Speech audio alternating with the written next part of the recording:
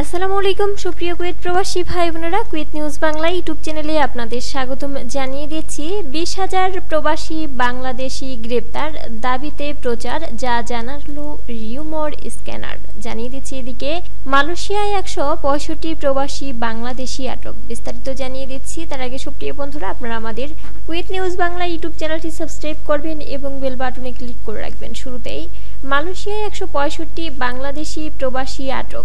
মালয়েশিয়ার অভিবাসন বিভাগের JIM অভিযানে বাংলাদেশি ও বিভিন্ন দেশের প্রায় 506 জন অবৈধ অভিবাসীকে গ্রেপ্তার করা হয়েছে।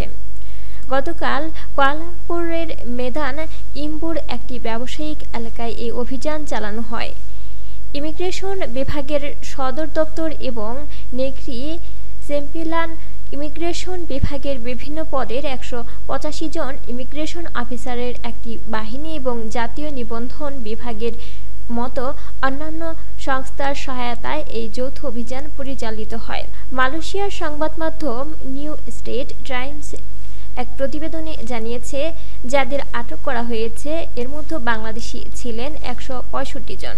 এছাড়া নেপালের ছিল 124 জন। অভিযান থেকে 58 নারীকেও আটক করা হয়, তবে আটক নারীদের মধ্যে কোনো বাংলাদেশি ছিলেন না।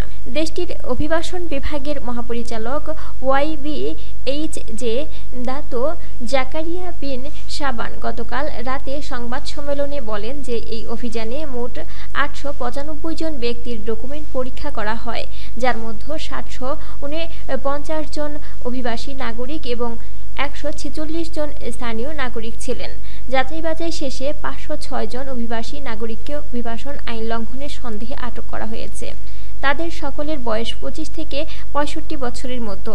তিনি আরও বলেন, অভিযান এবং পরিদর্শনের সময় কিছু বিদেশি নাগরিক ছিলেন, যারা ঘর, টয়লেট, স্টোর রুম এবং অন্যান্য স্থানে লুকিয়ে নিজেদের রক্ষার চেষ্টা করছিলেন। পরিচয়পত্র না থাকা, পাসের শর্ত লঙ্ঘন, অতিরিক্ত সময় ধরে থাকা, অচেনা কার্ডধারী, অভিবাসন আইন লঙ্ঘন ইত্যাদি অভিযোগে তাদের আটক করা হয়। এদিকে সুপ্রিয় বন্ধুরা, জানিয়ে দিচ্ছি সৌদি আরবে 20,000 বাংলাদেশি গ্রেপ্তার, দাবিতে প্রচার, যা জানালো রিউমর স্ক্যানার। গত 12 এপ্রিল গাজা ইসরায়েলি আগ্রাসনের প্রতিবাদ এবং ফিলিস্তিনের প্রতি সংহতি জানিয়ে রাজধানীর সোহরাওয়ার্দী উদ্যানে আয়োজিত হয় মার্চ ফর গাজা কর্মসূচিতে অংশ নিয়ে অনেক ফিলিস্তিনি ইস্যুতে আরব বিশ্বের নীরবতার সমালোচনা করেন। এ সময় সৌদি যুবরাজ মোহাম্মদ বিন সালমান ব্যঙ্গচিত্র ও প্রতিকৃতি জুতাপেটার ঘটনা দেখা যায়। এই প্রেক্ষাপটে ঢাকায় সৌদি যুবরাজের ছবি অবমাননা করায় সৌদি আরবে প্রায় 20,000 প্রবাসী গ্রেপ্তার শীর্ষক একটি পত্রিকায় ফটোকার্ড সামাজিক যোগাযোগ মাধ্যমে ছড়িয়ে পড়েছে।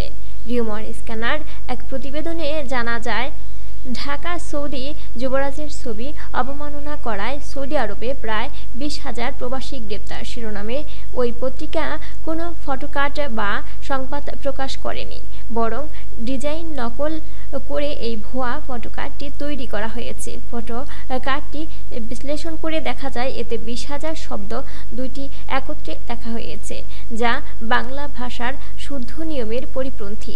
এমন ভুল সাধারণত গণমাধ্যমে দেখা যায় না। এছাড়া 15 এপ্রিল শীর্ষস্থানীয় এই পত্রিকার ফেসবুক পেজে প্রকাশিত আরেকটি ফটোকার্ডের সঙ্গে এই ফটোকার্ডের ডিজাইনের মিল দেখা যায়। এসব থেকে প্রতীয়মান হয় আলোচিত ফটোকার্ডটি বিকৃতি করে তৈরি করা হয়েছে। তবে গত বছরের 25 নভেম্বর ওই পত্রিকার এক প্রতিবেদনে সৌদি আরব এক সপ্তাহে প্রায় 20,000 প্রবাসী বাংলাদেশির তথ্য উঠে আসে। আবাসন, শ্রম ও সীমান্ত নিরাপত্তা আইন লঙ্ঘনের অভিযোগে তাদের আটক করা হয়, তবে এরই মধ্যে বাংলাদেশির অনুপাত স্পষ্ট করা হয়নি। সুপ্রিয় বন্ধুরা, এ ছিল আমাদের কুয়েত নিউজ বাংলা সর্বশেষ গুরুত্বপূর্ণ খবর। পরবর্তীতে কুয়েত নিউজ বাংলা ইউটিউব চ্যানেলের আপডেট খবর পেতে চ্যানেলটি সাবস্ক্রাইব করবেন এবং বেল বাটনে ক্লিক করে রাখবেন। বেল বাটনে ক্লিক করার ফলে আপনার স্মার্টফোন ও কম্পিউটারে সক্রিয়ভাবে সকল ভিডিও নোটিফিকেশন পৌঁছে যাবে।